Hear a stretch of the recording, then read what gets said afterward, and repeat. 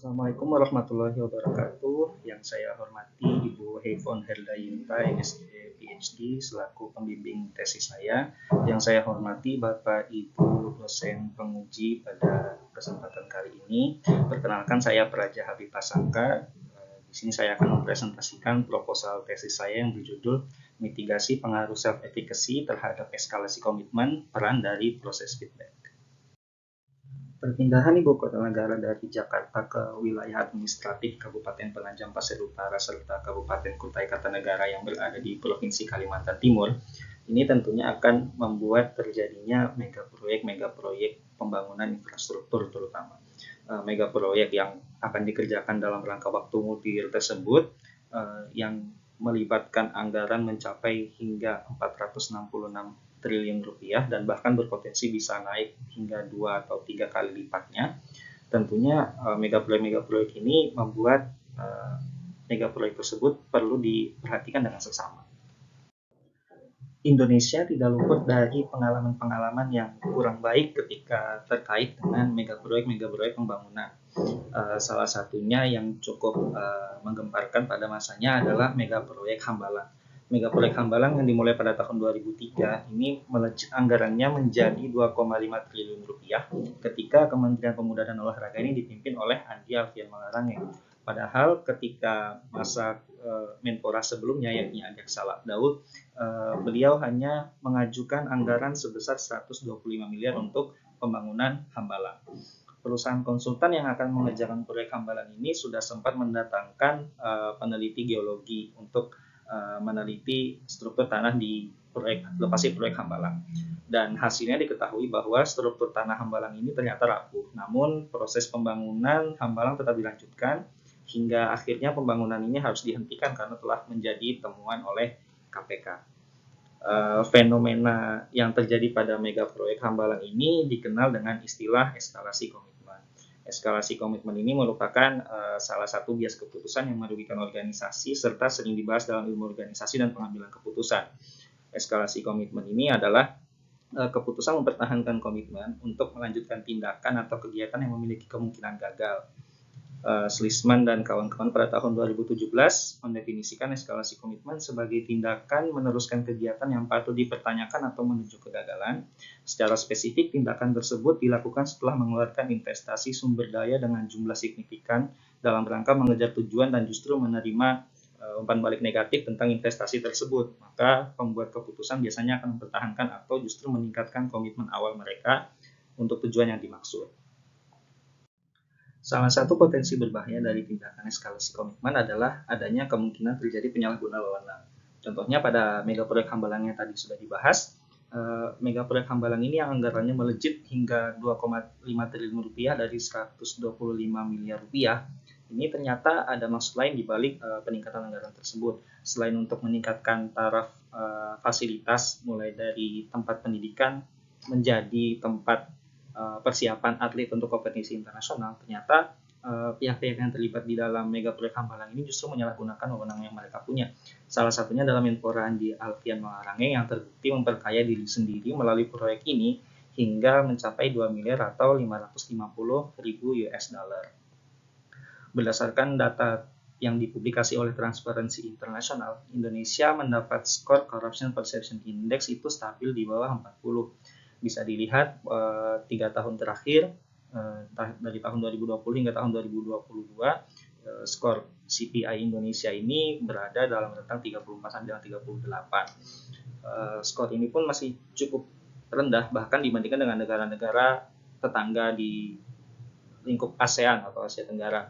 Peringkat kita masih jauh di bawah Singapura, Malaysia, Thailand, bahkan Filipina pun juga sudah berhasil menyalip peringkat Indonesia dalam skor CPI yang dipublikasikan oleh Transparency International.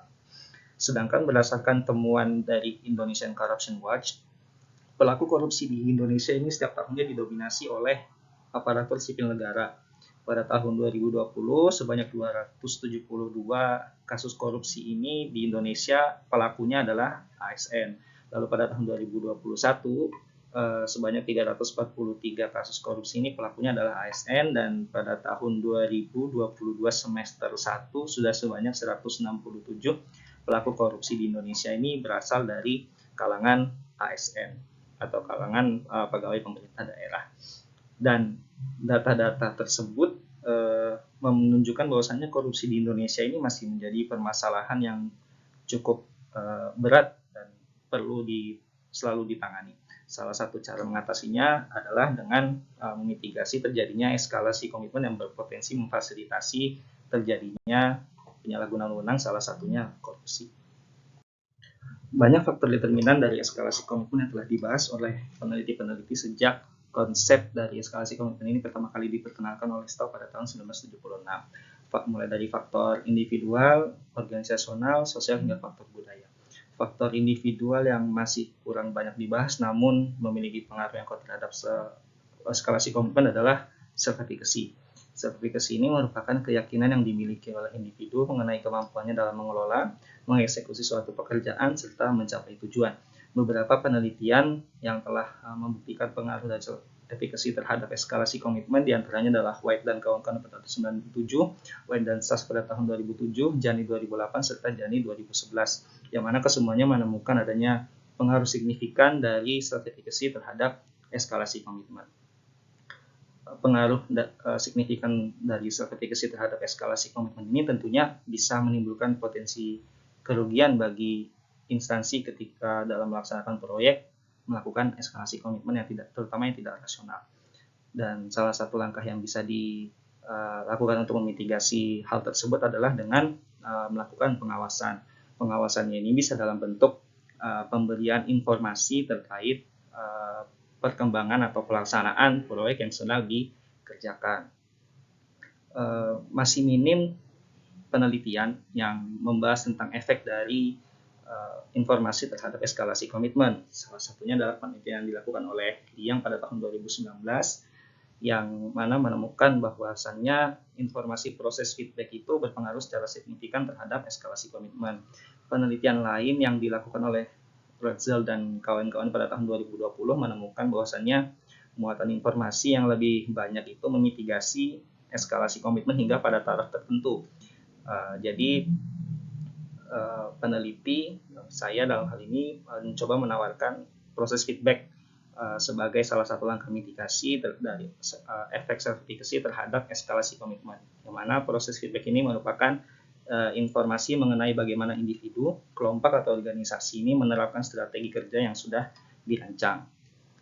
Jadi berdasarkan latar belakang yang sudah dibahas, data-data temuan-temuan serta pembahasan yang barusan, saya mencoba menawarkan judul penelitian, judul proposal tesis dengan judul memitigasi dampak self-efficacy terhadap eskalasi komitmen, peran dari proses feedback. Baik, masuk ke landasan teori. Teori yang saya gunakan dalam penelitian ini adalah self-justification theory. Teori ini menggambarkan bagaimana individu menghadapi disonansi kognitif atau sebuah situasi di mana perilaku individu itu inkonsisten dengan apa yang mereka yakini. Maka individu tersebut cenderung mencari pembenaran atau membenarkan atau menjustifikasi perilaku mereka serta mengabaikan hal negatif yang berkaitan dengan perilaku tersebut. Dalam melakukan pembenaran atau justifikasi tindakannya terdapat dua strategi yang bisa dipilih oleh individu, yaitu adalah internal self-justification dan external self-justification. Internal self-justification ini merujuk pada perubahan persepsi seseorang tentang tindakan mereka. Perubahan tersebut itu bisa dalam bentuk perubahan perilaku, menyepelekan konsekuensi atau menyangkal adanya konsekuensi negatif dari tindakan yang dilakukan. Sedangkan external self-justification itu adalah penggunaan alasan eksternal dalam membenarkan tindakan yang sudah dilakukan. External self-justification ini bertujuan untuk mengurangi tanggung jawab seseorang atas perilakunya dan biasanya ditimbulkan oleh disonansi moral. Masuk ke pengembangan hipotesis, ketika keputusan atau tindakan individu menghasilkan konsekuensi negatif, individu tersebut akan terlibat pada perubahan keputusan atau perilaku untuk membenarkan tindakan yang sudah diambil. Eskalasi komitmen merupakan salah satu bentuk perubahan perilaku individu untuk membenarkan keputusan investasi yang sudah terlanjur dilakukan, namun dalam perjalanannya mengalami kemungkinan kegagalan. Salah satu pendorong individu untuk membenarkan tindakannya adalah lewat strategi internal self-justification, mengabaikan konsekuensi negatif dan tetap meneruskan tindakan yang sudah dilakukan adalah salah satu bentuknya. Self-efficacy yang merupakan keyakinan individu untuk dapat menyelesaikan suatu course of action mampu membuat individu tersebut mengabaikan konsekuensi negatif dari tindakan yang sudah diambil. Jadi individu dengan self-efficacy yang tinggi akan semakin mungkin melakukan eskalasi komitmen terhadap proyek yang memiliki kemungkinan kegagalan, hingga peneliti menawarkan hipotesis yang pertama yang berbunyi self-efficacy berpengaruh positif dan signifikan terhadap eskalasi komitmen. Selanjutnya, salah satu strategi untuk memitigasi pengaruh self-efficacy terhadap eskalasi komitmen adalah dengan melakukan pengawasan terhadap proyek yang sedang berlangsung. Bentuk pengawasan yang bisa dicoba adalah dengan menyediakan proses feedback terkait perkembangan proyek tersebut. Proses feedback ini diharapkan mampu membantu pengambil keputusan untuk mengendalikan kondisi kognitifnya agar terhindar dari keputusan irasional seperti eskalasi komitmen terhadap proyek yang mungkin mengalami kegagalan. Maka dari itu, peneliti menawarkan hipotesis kedua yang berbunyi proses feedback mampu memoderasi hubungan antara self-efficacy dan eskalasi komitmen. Seperti yang sudah disebutkan sebelumnya, penelitian ini melibatkan 3 variabel, yaitu eskalasi komitmen sebagai variabel dependen, self-efficacy sebagai variabel independen, serta proses feedback sebagai variabel pemoderasi. Eskalasi komitmen ini yang merupakan kecenderungan individu maupun organisasi untuk bertahan pada satu course of action, meskipun tindakan tersebut memiliki kemungkinan menimbulkan kerugian atau menjadi sebuah kegagalan. Dalam penelitian ini, eskalasi komitmen diukur lewat respon partisipan pada skenario eksperimen yang diadopsi dari penelitian yang dilakukan oleh Lee dan kawan-kawan pada tahun 2021 dengan dilakukan modifikasi. Lalu untuk self-efficacy ini merupakan kemampuan individu dalam menilai kapasitas dirinya untuk menyelesaikan suatu course of action. Semakin tinggi self-efficacy individu, maka semakin tinggi keyakinan individu tersebut untuk mampu menyelesaikan course of action yang dikerjakan, atau dalam istilah lain adalah dia pantang mundur. Lalu self-efficacy dalam penelitian ini diukur lewat self-efficacy scale yang dikembangkan oleh Scherer dan kawan-kawan pada tahun 1982. Terakhir adalah proses feedback. Mana proses feedback ini merupakan informasi mengenai bagaimana individu, kelompok, atau organisasi menerapkan strategi kerja yang sudah dirancang. Variabel proses feedback dalam penelitian ini diukur lewat respon partisipan pada skenario eksperimen yang diadopsi dari penelitian yang dilakukan oleh Liang pada tahun 2019 dan dilakukan modifikasi.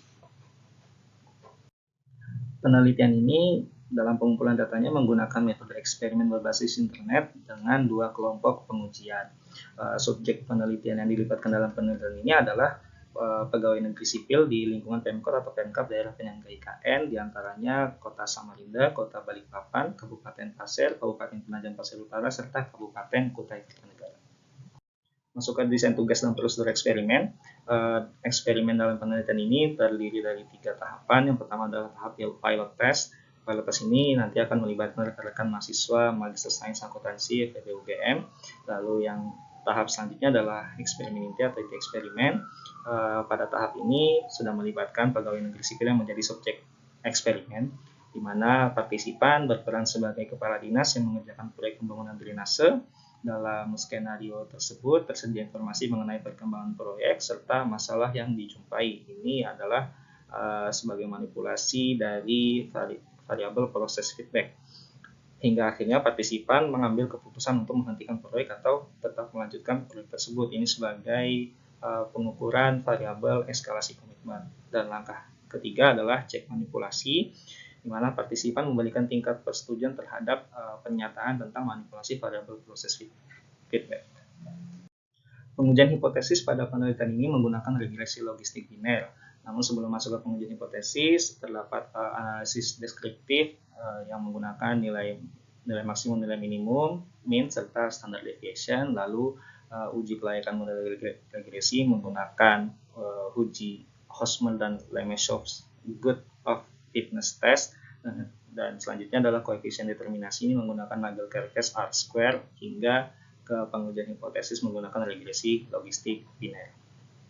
Sekian presentasi proposal tesis saya. Terima kasih banyak atas perhatiannya. Assalamualaikum warahmatullahi wabarakatuh.